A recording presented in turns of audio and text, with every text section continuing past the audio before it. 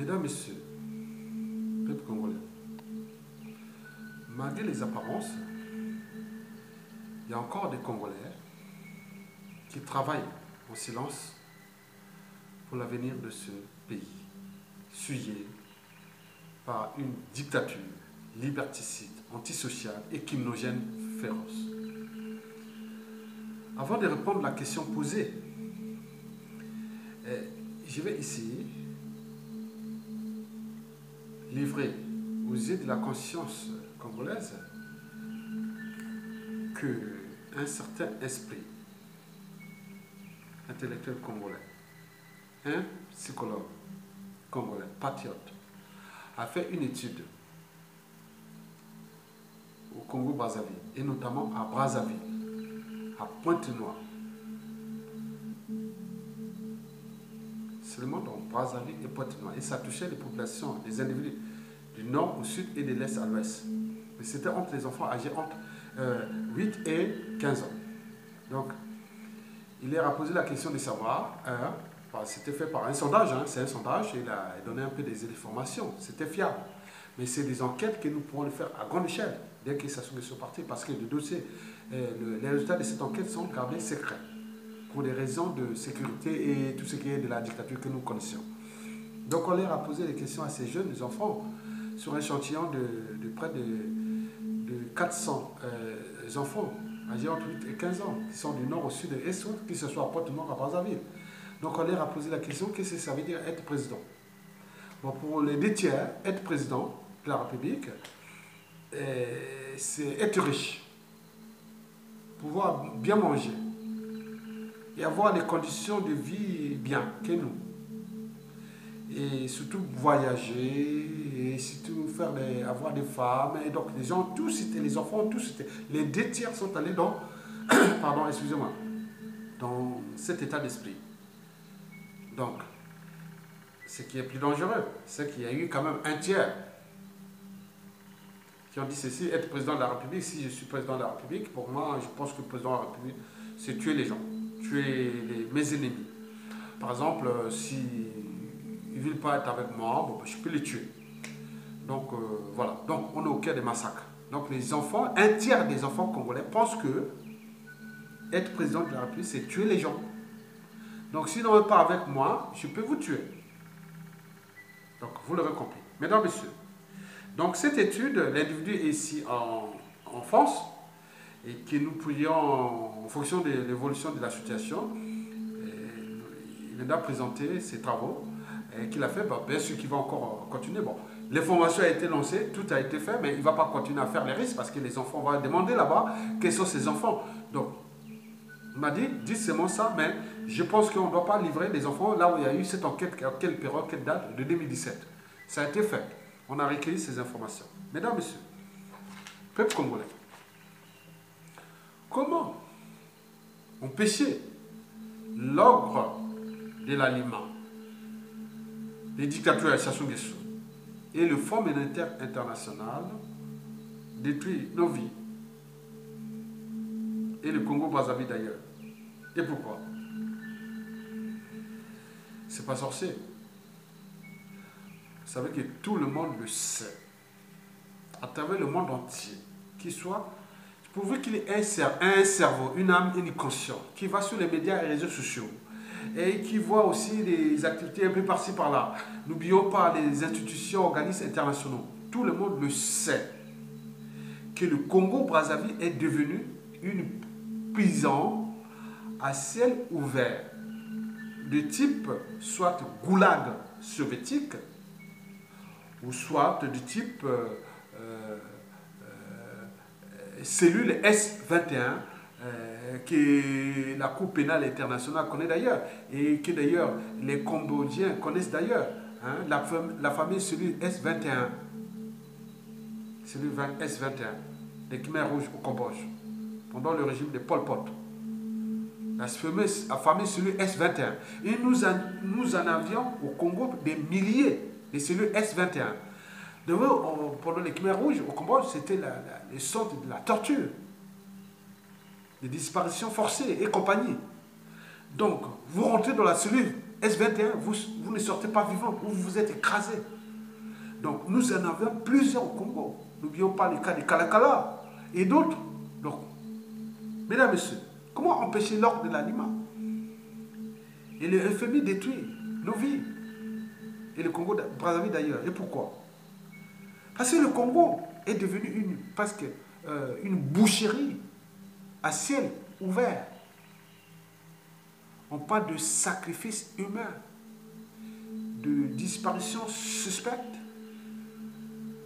de disparition forcée.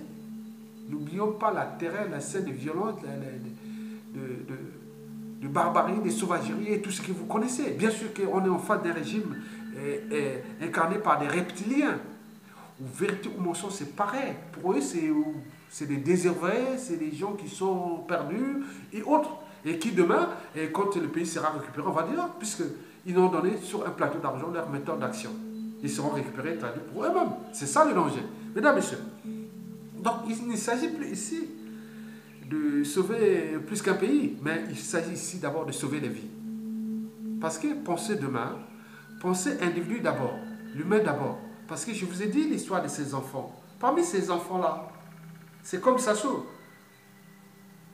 Oui, c'est parmi ces enfants, c'est Sassou dans les années 50, hein, qui pouvait passer comme ça. Peut-être qu'il y a eu un choc, un drame, un psychodrame familial ou sociétal ou autre. Voilà, ces enfants-là aussi ça. Parce que la construction mentale de l'adulte se réalise lorsqu'il est enfant, au cœur de sa famille, de son milieu socio-culturel à laquelle il fait confiance.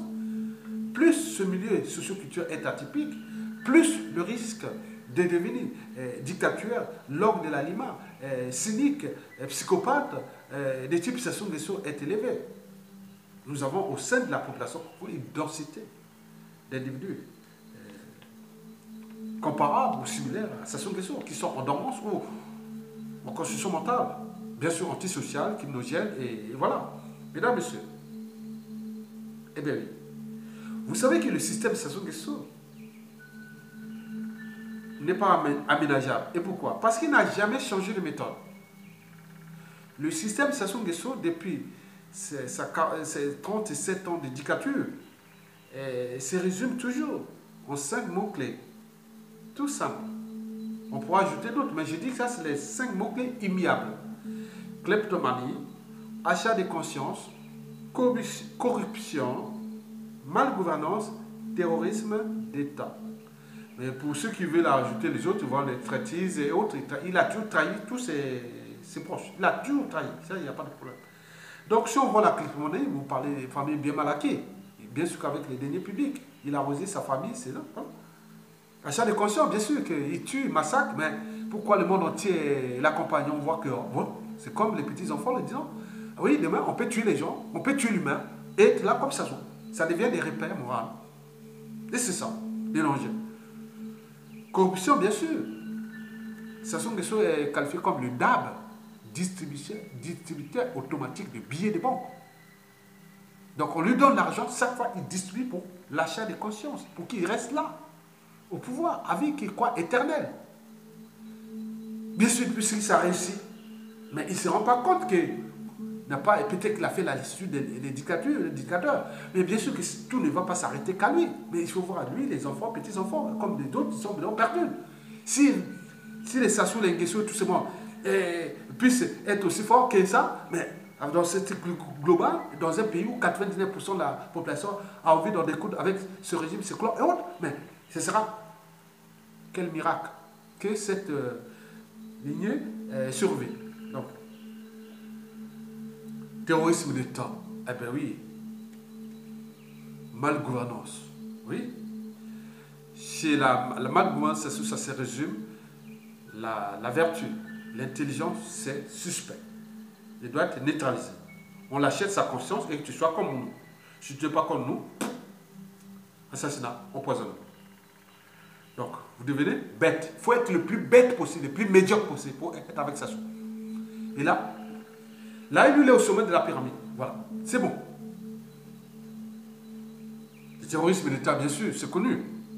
C'est-à-dire un pouvoir politique de fait ou de droit qui subtilise les moyens de l'État, colossaux de l'État. les armées, la police, les renseignements, la justice, la diplomatie et tout ça pour mater sa propre population. Et ce que Sassou Nguesso a toujours fait, ça n'a jamais changé.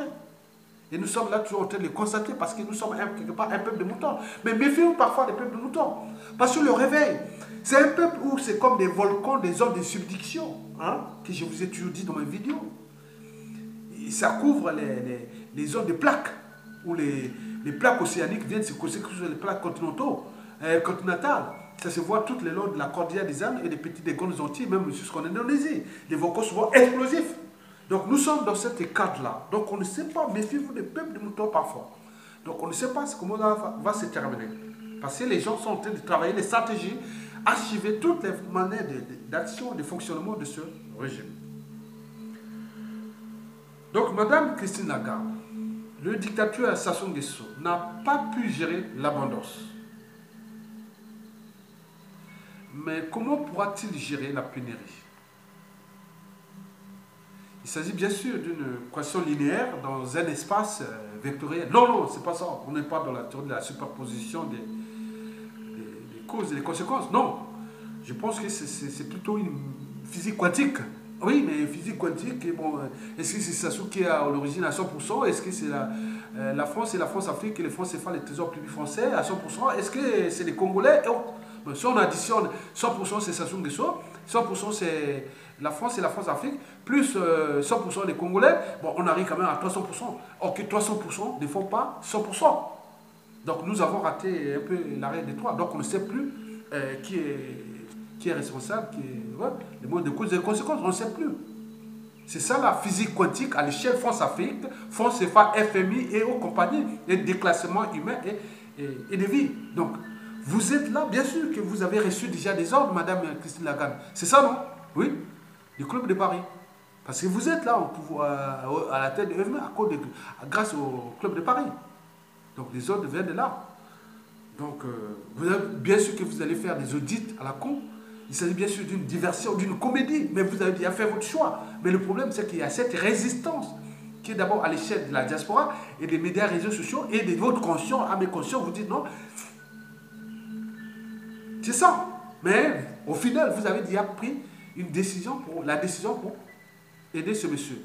Mais le problème, c'est que on ne sait pas là où ça va engendrer parce que ça peut engendrer une situation nouvelle. C'est-à-dire, le Congo s'affranchit de la France, du franc CFA et compagnie. Et c'est ce que je vais faire avec ces propositions que certains individus patriotes congolais qui sont aussi universalistes, parce que le but, là, c'est d'abord des vies. Les problèmes de franc CFA, de la France, on s'en fout. Sauver les vies parce que nous sommes un mélangés interdépendants. Les gens là-bas, par exemple, ici, depuis des ans déjà, il y a beaucoup de résistants aussi qui seront demain les interlocuteurs de la France. Tant au niveau des affaires étrangères, que ce soit du renseignement, que ce soit de la justice, des affaires économiques, mais c'est leur famille qui ne peut plus aller voir ces familles au Congo à cause de ce régime. Bien sûr qu'il y a eu beaucoup ils ont perdu leur famille à cause des conditions sociales, catastrophiques. Et donc ils ont perdu soit un parent ou des parents, et soit des membres de famille et autres. Ils ne peuvent pas aller là-bas parce qu'on sait que là-bas c'est devenu soit un goulag ou autre, parce que il y a le renseignement congolais et extérieur congolais de la dictature est présent sur la diaspora et aidé par les services français, ça je sais. Bien sûr qu'ils sont actifs au Congo ici aussi contre les résistants et les activistes. Bon, on ne sait pas où vous êtes terminé. Bon, bien sûr que toute chose a un début et une fin. C'est un processus, on a commencé l'esclavage, non? On a passé au colonialisme, non? Aujourd'hui, les néocolonialismes entretenus par ces mauvais, dont représentait Sassou Nguesso, peut-être nous passerons à la période post-coloniale. Et c'est ça les dégâts. Parce que là-bas, les gens ont tout perdu. Ils n'ont plus rien à perdre. C'est la France qui a tout à perdre. Non. Donc, Andrea Gombe, un activiste, coordonnateur du mouvement Sassoufi, bon, ben, c'était lors du débat Africa numéro 1, le 18 décembre 2017. Donc, il a soulevé le débat contradictoire sur la possibilité d'un moratoire franc CFA au Congo-Brazzaville. Donc, vous allez écouter quand même ce qu'il a dit et après, bon, je ferai un peu quelques analyses sur ça. Et voilà. Donc, on va voir ça, son interview. On va voir ce qu'il a dit. Et avec livres clairs, chiffres clairs, etc.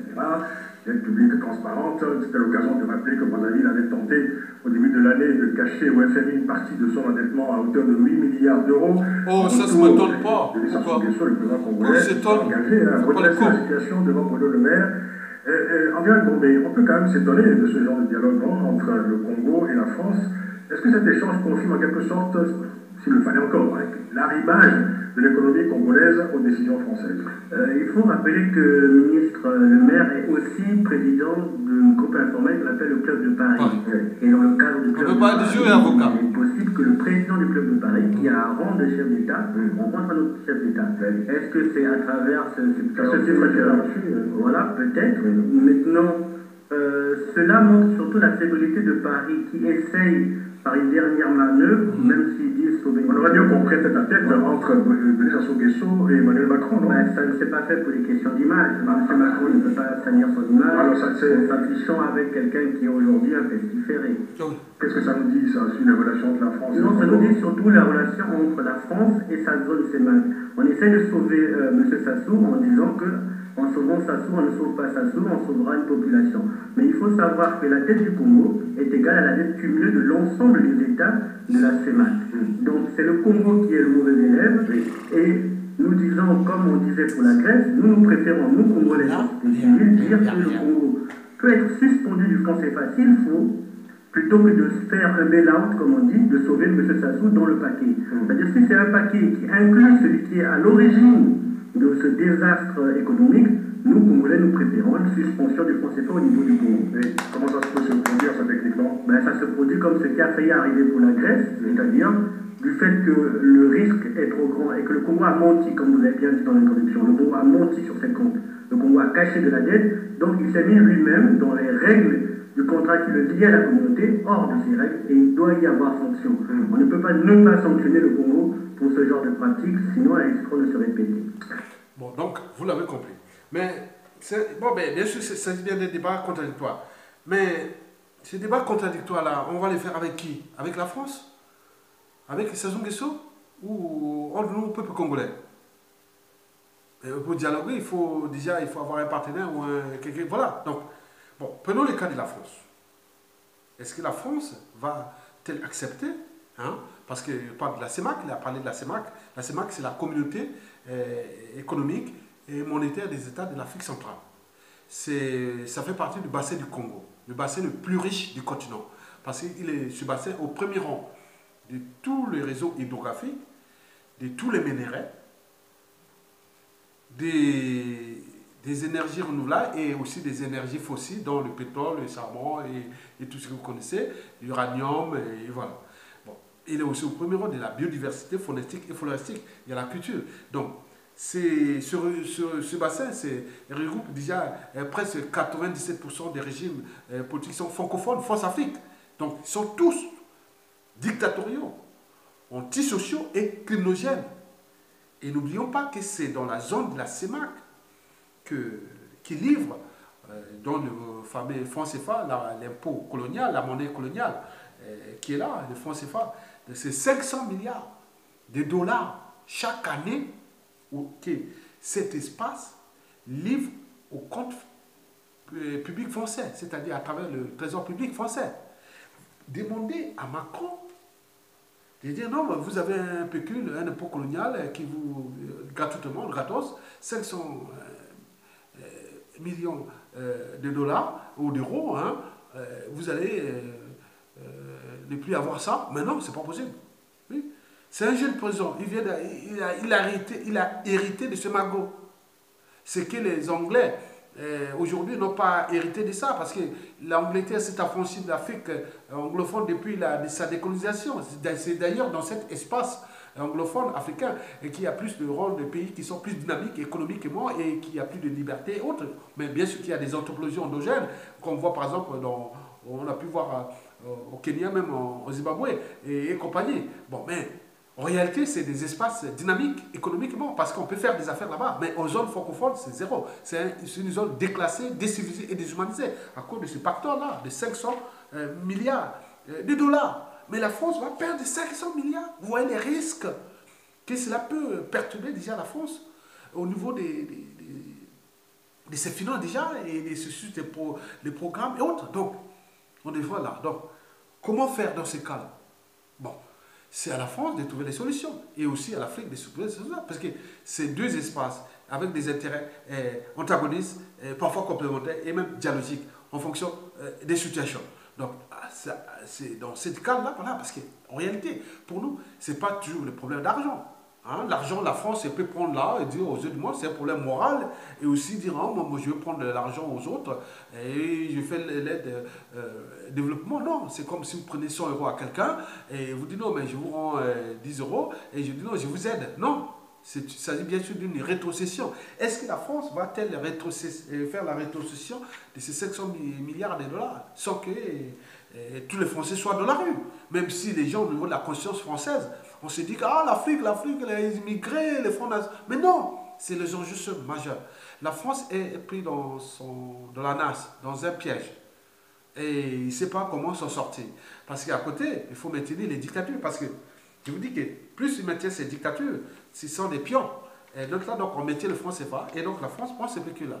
Mais depuis la mort de celui qui l'a fabriqué, ça, c'est-à-dire de Gaulle, en passant par Pompidou, Giscard, Mitterrand, Chirac, Sarkozy, Hollande et aujourd'hui Macron et après Pompon. Mais ils n'ont pas pensé, ils n'ont pas anticipé. Ils ont simplement exploité. Ils n'ont pas investi dans ce cas-là pour repenser progressivement.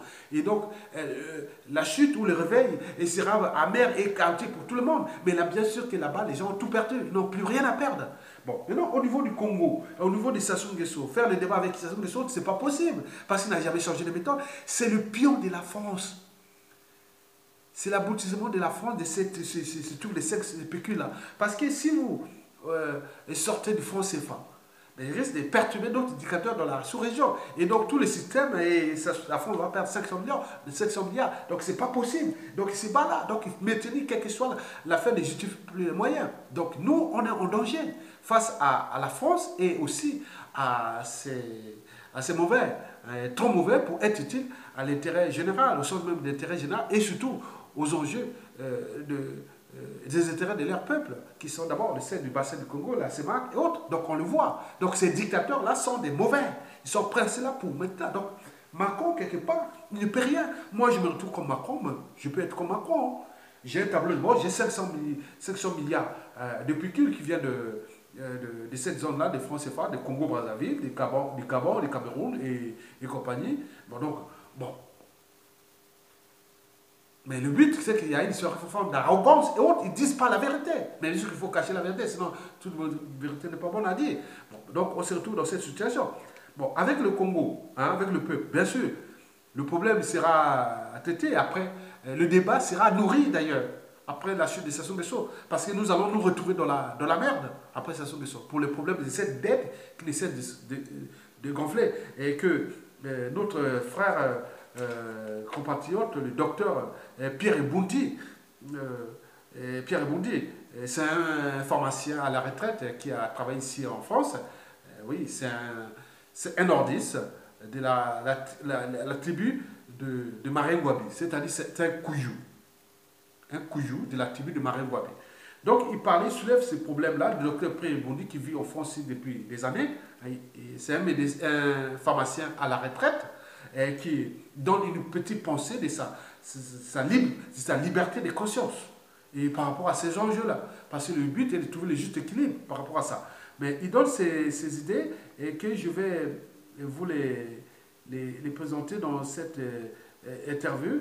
Et je pense que, voilà, donc il soulève le son de l'unité nationale pour se battre pour que ce monsieur parle. Sinon, on n'est pas unis, on ne peut pas. Donc il donne ces éléments et après, je terminerai par la pensée du ministre de l'économie et des finances de la période de transition, Jean-Luc Manika, qui fait partie des GOTA des top 1 ou 2 des ministres de l'économie et des finances que le Congo a connu.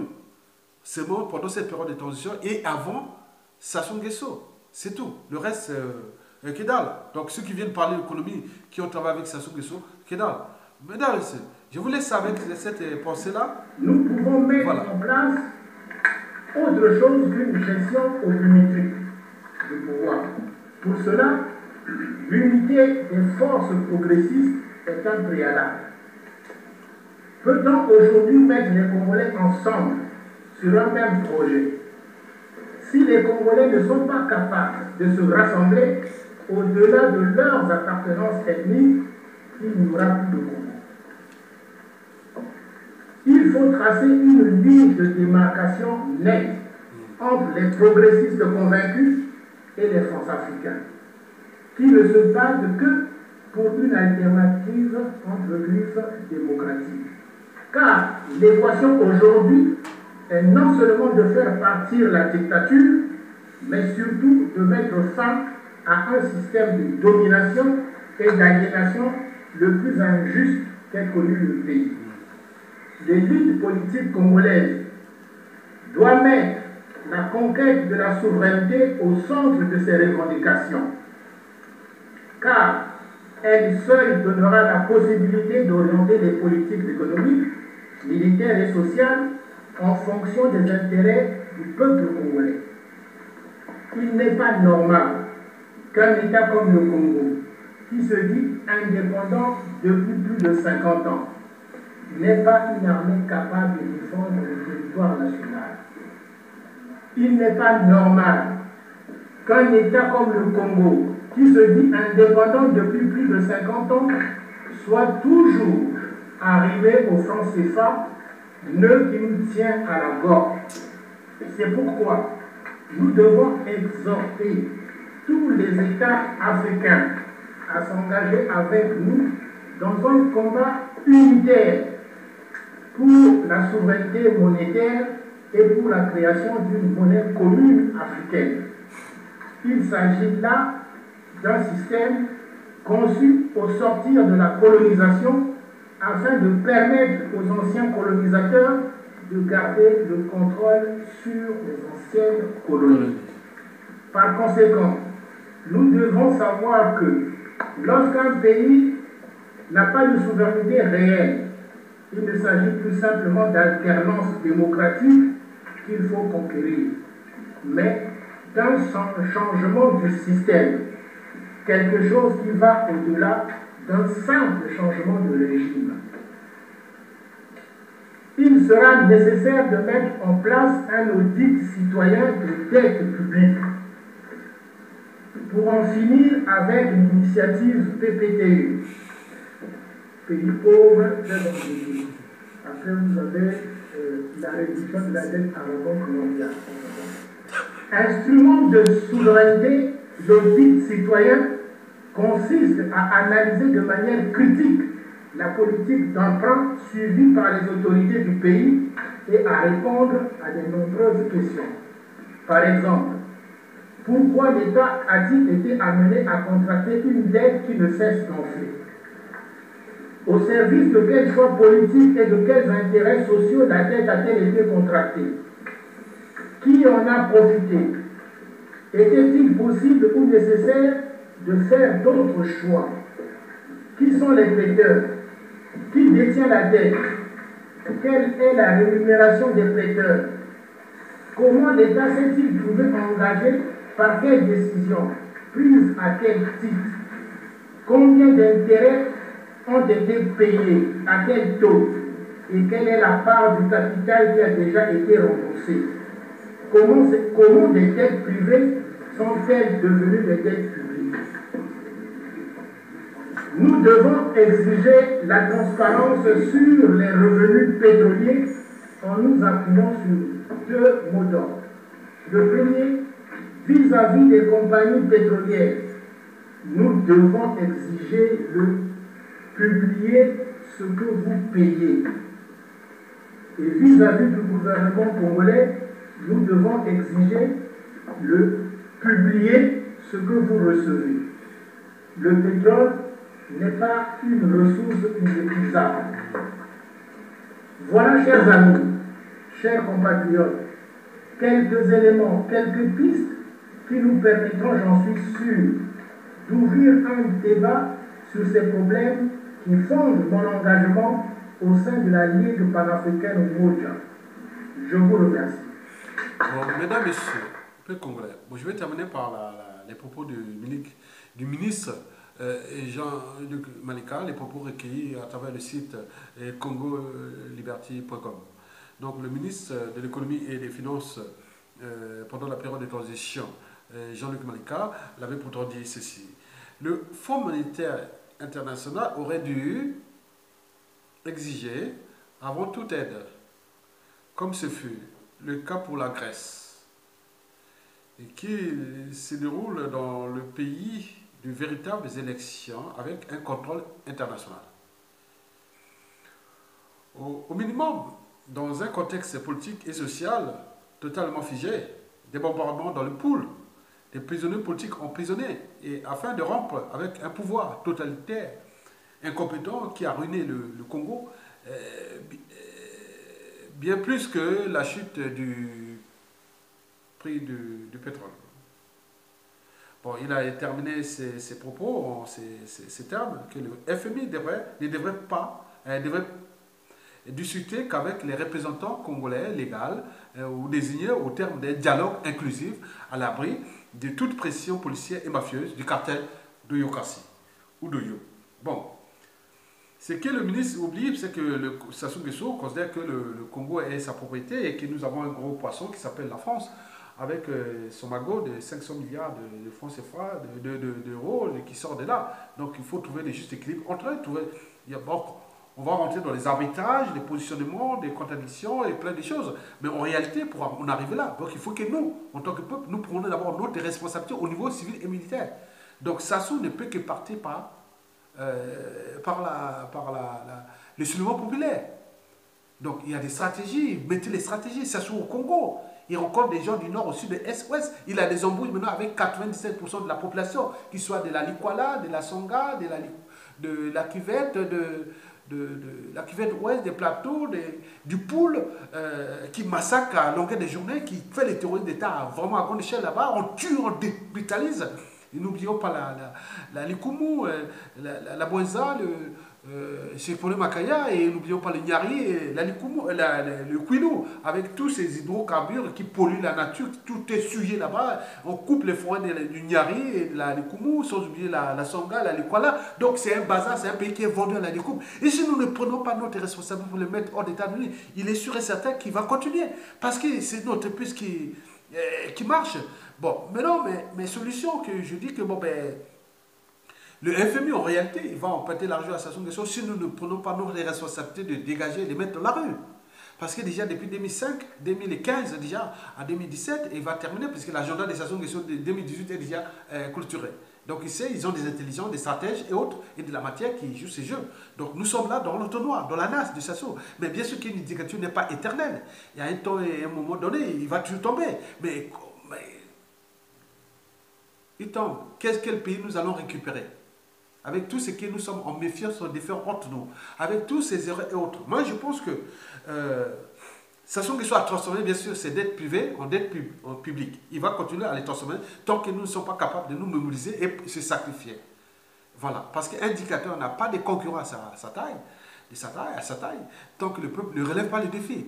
Parce qu'un dictateur, c'est d'abord un homme politique qui exerce le pouvoir de manière absolue. De façon absolue, sans qu'aucune loi ou institution ne limite dans les temps. Autrement, ça ne s'arrête pas. Et ça ne s'arrêtera jamais.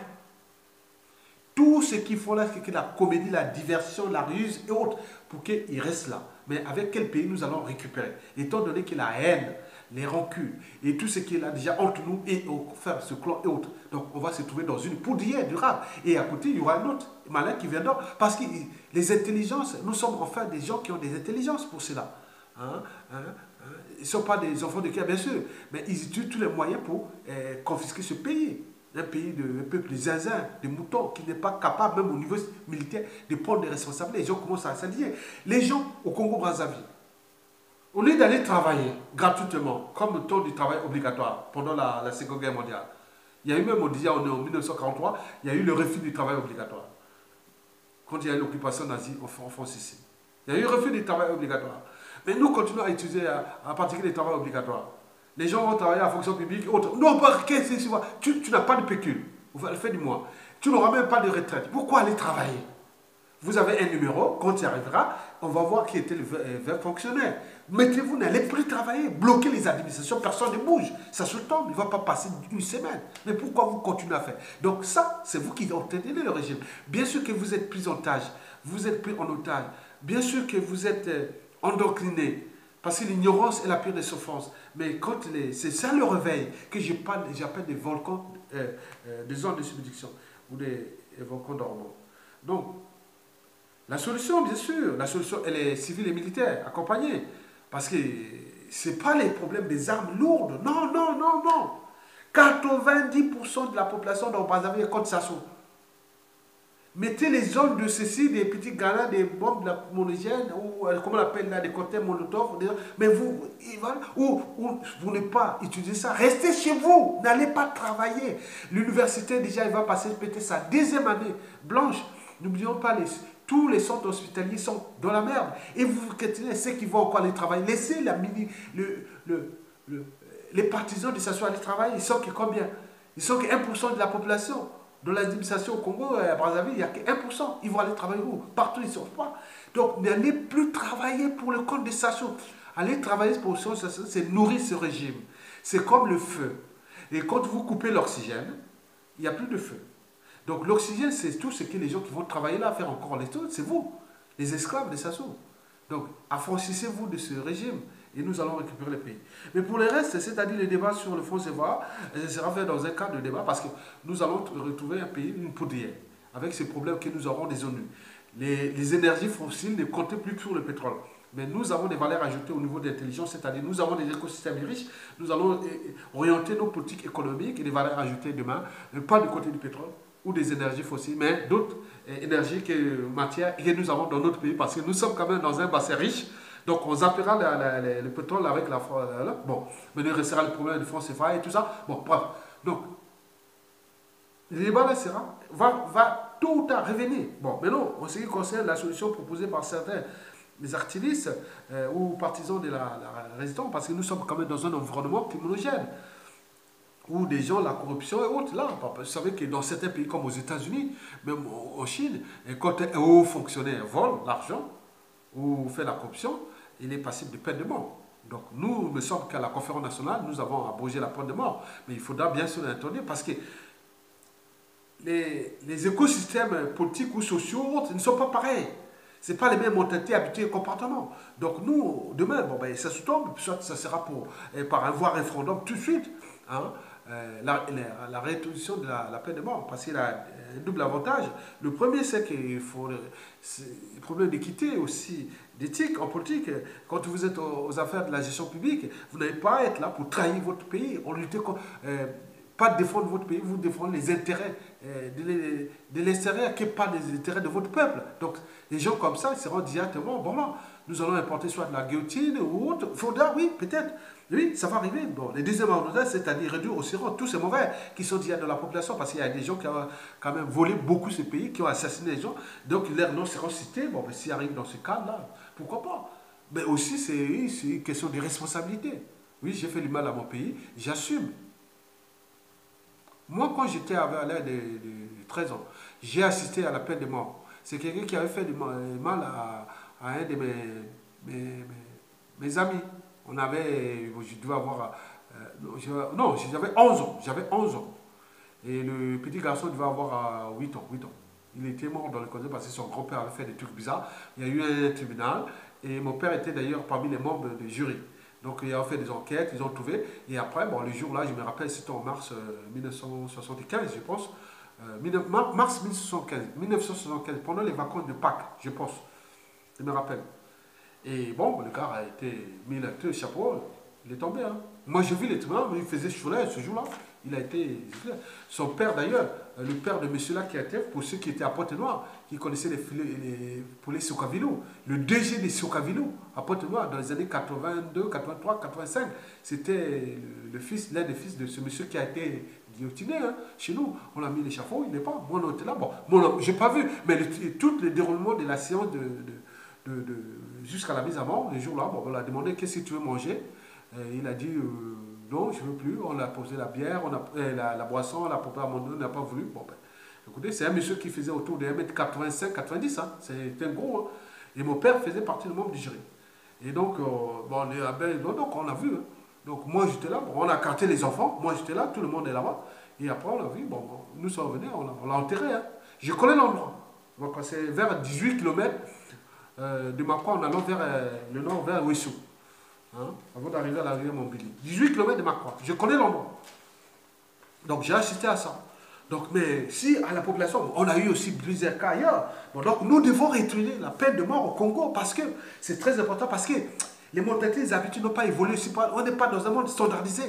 Donc il y a des spécificités autres. Donc quelqu'un qui vient qui dit, ah tiens, je ne vais plus tuer, je ne vais plus voler le pays. Si je fais, je peux avoir des embrouilles. Donc tout ça, c'est tout, par exemple, de peine de mort va affecter tous ceux qui sont aux affaires politiques. Et les hauts fonctionnaires, seulement. Il n'y a que ça. Les hauts fonctionnaires et tous ceux qui sont aux affaires politiques qui ont dans le destin commun. Maintenant, pour le reste aussi de la peine de mort, c'est tous ceux qui ont fait des homicides volontaires, c'est-à-dire des assassinats. Et c'est là, voilà. C'est que ça. Le reste de la population ne sera pas passible de ça. Donc nous devons travailler ça. Ce sera soit dans le cas des référendaires et autres. Mais il me semble qu'il y a une volonté générale pour ça après la suite des stations de soins.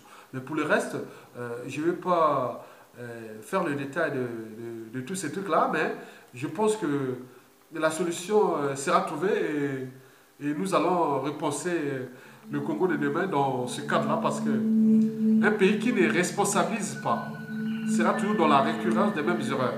Un pays qui n'a pas de devoir de mémoire sera toujours dans la récurrence des mêmes erreurs, Donc nous devons aller dans ce sens-là. Sachant que ça a eu un temps, c'est une dictature qui a duré un temps. Il peut arriver sur 2018, 2020, 2021, mais non! On ne lutte pas contre la transmission, contre la génétique. Le peuple est renouvelable. 97% de la population contre faux. Vous allez lutter contre 90% de la transmission génétique. Vous n'avez pas lutté contre l'éternité, en fait. Les 18 saisons qui sont venus trouver ce pays, il partira. Mais c'est la chute qui est dangereuse. Pour tout le monde et aussi pour eux. Donc, la France doit prendre ses responsabilités face à monsieur pour repenser l'équilibre et avancer. Bien sûr, il y a un peu que de 500 milliards et de tout ce que vous connaissez, c'est de perturber votre magot, mais le lieu de trouver des sujets qui fassent, au lieu de faire le con.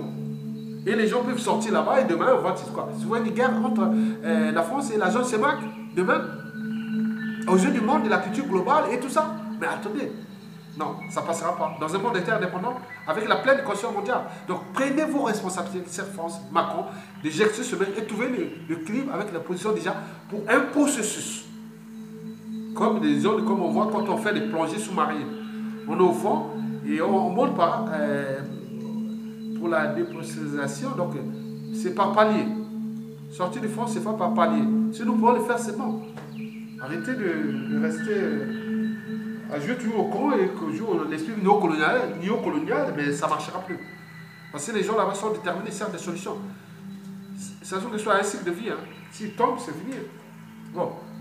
Je laisse là parce que, bon, mais, en réalité, on ne devait pas se trouver là. La France, c'est un pays qui a une culture et autres, mais on ne veut pas se retrouver dans la merde comme ça avec ce pays, ou comme il fait avec l'Afrique, ou même les arrogants racistes et négationnistes qui viennent faire la relance. Mais tout ce que vous avez fait, parce que ne vous fiez pas de la diaspora congolaise en France, chère France. Fiez de la souffrance du peuple là-bas. Parce que la solution massive venait de là-bas. Et tous ceux qui sont en France, tous ceux qui sont en France, il y a encore des... Mais ne vous fiez pas de tous ceux qui sont en France. Ce n'est plus le moment. C'est ceux qui sont dans le monde anglophone ou en Afrique, ou ailleurs dans le monde. C'est eux qui vont construire le Congo là-bas et venir en Hollande. Mais nous aussi, on est suyés. Hein. Même si en France, nous sommes étrangers ici en France, mais on est suyés. Hein. On est suyés quelque part au niveau du national parce qu'il dit c'est tout le voit à la France là-bas avec la France. La France. La méfiance et la défiance générale envers la France et son pion. Ça sauve. Mais bien sûr que la France sait ça maintenant tout ce jeu-là. Mais tous ces scènes, les gens sont en train de trouver les ficelles. Mais retenez bien que dans 99% des cas, après ça sauve, vous allez retrouver avec ces résistants. À tous les points. Politique, économique, géostratégique et tout. C'est tout. Et vous allez voir. Donc si vous ne prenez pas votre responsabilité, chère France, et maintenant, de jeter ce monstre-là et libérer les prisonniers politiques, demander à Sassou Nguesso, libère les prisonniers politiques. Fais un dialogue exclusif que tu bats. Point bas. Et troisièmement, tu nous fous la paix. Voilà. On ne te protégira pas. Tu as été utilisé, voilà. Parce que nous ne pouvons plus avoir des embrouilles avec ce pays Congo-là, avec toute cette région, sous-région, qui demeure. Et si c'est mauvais, les Kabila, les Sassou Nguesso, les Mobutu, et tous ces gens-là, ils partent, Ali Bongo et tout ce monde, ils partent. Mais attendez, vous allez voir, parce qu'ils ne vont pas se laisser faire. Hein. Les gens vont faire une entente démocratique dans la sous-région, parce que ça tient durée, hein, c'est de faire cette affaire-là. Merci beaucoup.